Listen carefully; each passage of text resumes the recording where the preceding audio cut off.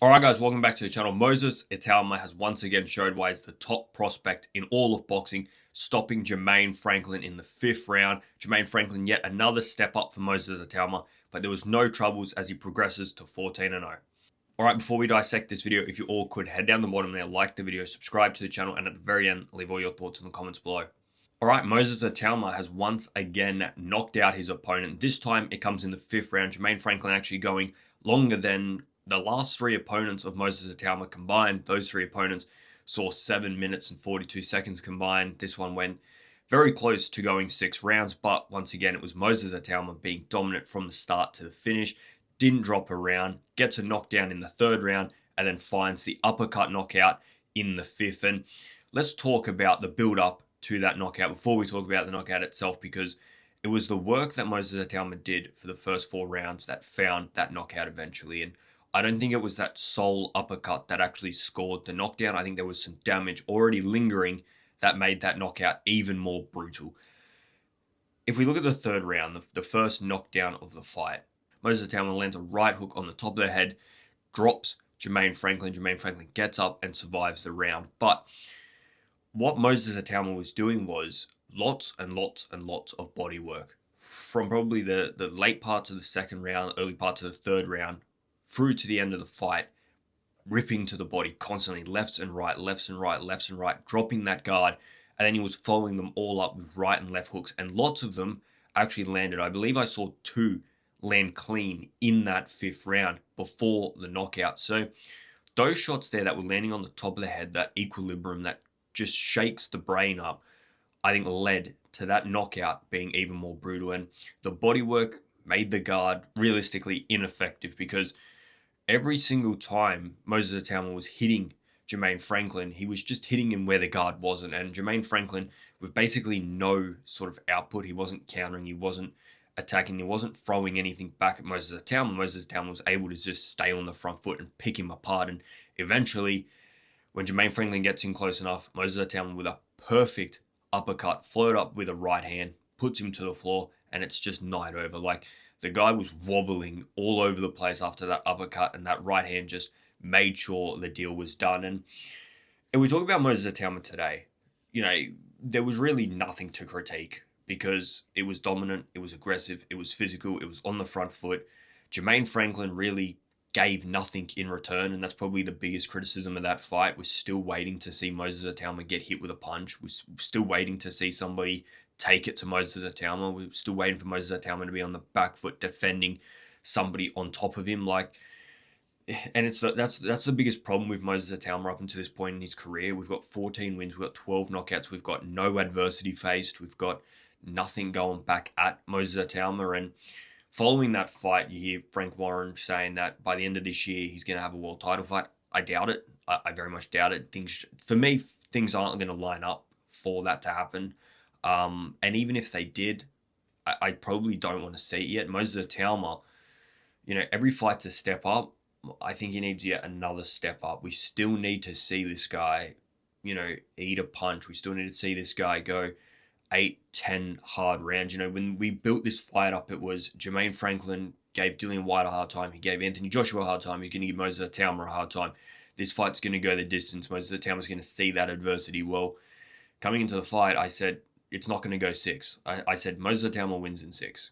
All right. And guess what he did? He won in 6. He faced barely anything coming back at him. And we're sort of still stuck in this pragmatic part of where is Moses Itauma ranked, because everybody he's beaten solid. All right. I'm not taking any credit away from these wins. He has been perfect in every single one of these fights. He's dominated his opponent. He's found a way to get him out of there. Today, there was a few loose shots, but for the most part, picked Jermaine Franklin apart and gets a great knockout at the end. So, look, I'm not discrediting anything Moses Itauma has done, but I'm also not saying that he's ready for a world title. I think he's still in that middle part of, let's get him another step up. He said he wanted that Filip Hrgović fight. That Hrgović fight has now gone to Dave Allen, so that fight's out of the books. I don't know what name you're going to bring to the forefront that not only will give Moses Itauma a hard time, but will also happily take that fight with Moses Itauma, because the guy is an absolute wrecking machine. I mean, if Lawrence Okoli beats Tony Yoka like I expect him to do, I'd like to see the Okoli versus Moses Itauma fight. I think that would be a very good fight, and I think Lawrence Okoli will be, the type of guy that will give something back to Moses Itauma. Today we saw Jermaine Franklin yet another punching bag, and maybe you expected Jermaine Franklin to go 8 or 10 rounds, but the guy gave nothing in return. He wasn't on the front foot at any point in that fight. He landed. I would love to see the punch stats. I couldn't imagine he landed more than 10 punches that whole entire fight. I couldn't imagine he threw more than 20.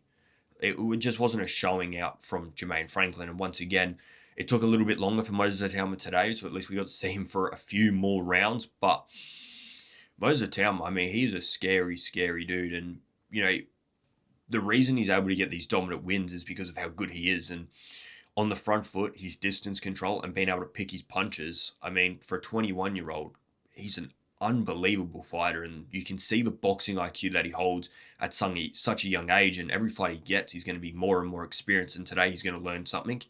All right, because there was a few times there where, he said it in the aftermath of the fight that, he came out to knock him out in 2 rounds. And when that didn't happen, he had to find a different way. And that's when he started going to the body. It's when he started to mix things up. And he's going to learn these lessons. But you want him to learn these lessons before he gets into a fight with an Ajit Kabayel, a Fabio Wardley, a Daniel Dubois, and Alexander Usyk. Because if he doesn't learn the lessons now, something devastating could happen in one of those fights that, we don't want to see happen to a 21-year-old, because this guy should have a very long career.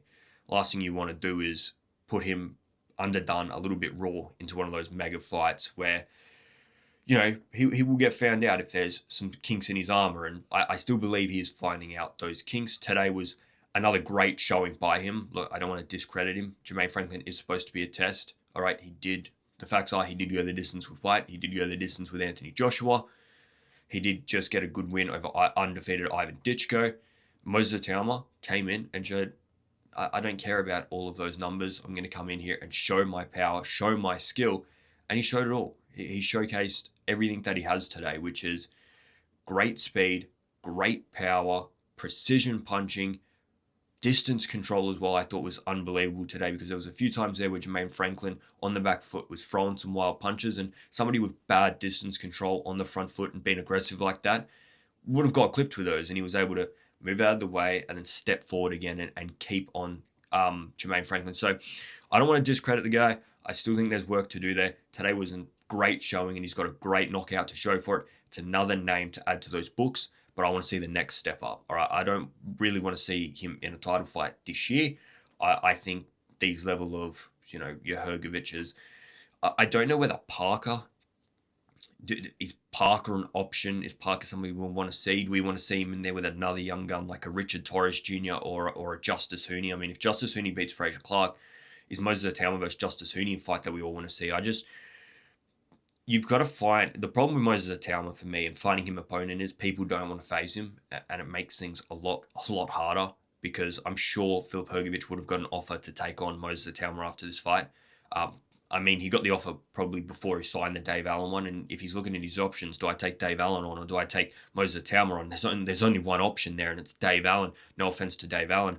But for Moses Itauma, it's about finding this opponent, because these top guys that are trying to vie for a top fight, I'm going to risk it all on a 21-year-old killer like Moses Itauma. So the opponents are here or there. Let me know in the comments below what you guys think of today's performance. What do you think it means for his future? And how far away do you guys think he is from a world title? I'm out of here, guys. See ya.